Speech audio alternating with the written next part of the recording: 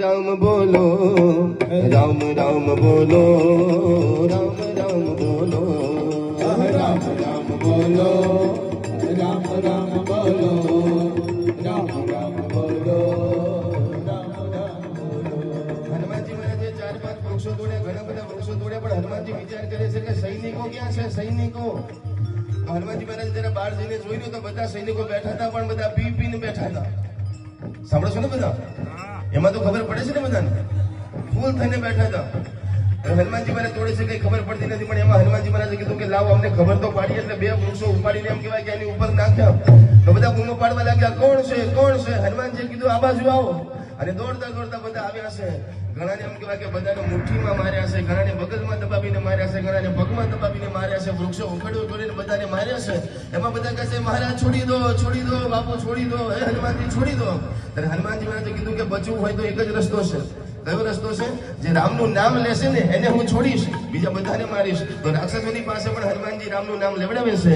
આપણે બધા તો રામજીના ભક્તો બેઠા છે, જરા પ્રેમ અને ભાવથી તાળી પાડીને રામ નામ બોલજો રે, તાળી પાડીને રામ રામ બોલજો રે. આ તાળી ઈચ્છા પૂરી હનુમાનજી આપણા બધાની સામે જોવે છે કે કોણ તાળી પાડે છે ને કોણ નથી પાડતો. તાળી પાડીને રામ નામ બોલજો રે, તાળી પાડીને રામ નામ બોલજો રે. તમે અંતરના તમે ભીતરના ભડતન બોલજો રે.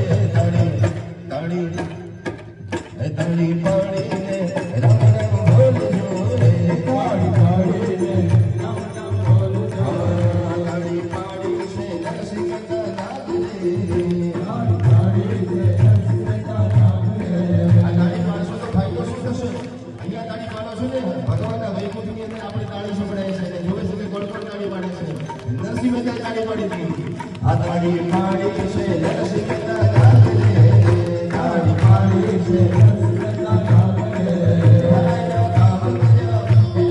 કામ કર્યા બોલા તાળી પાડી રામ નામ બોલજો રે.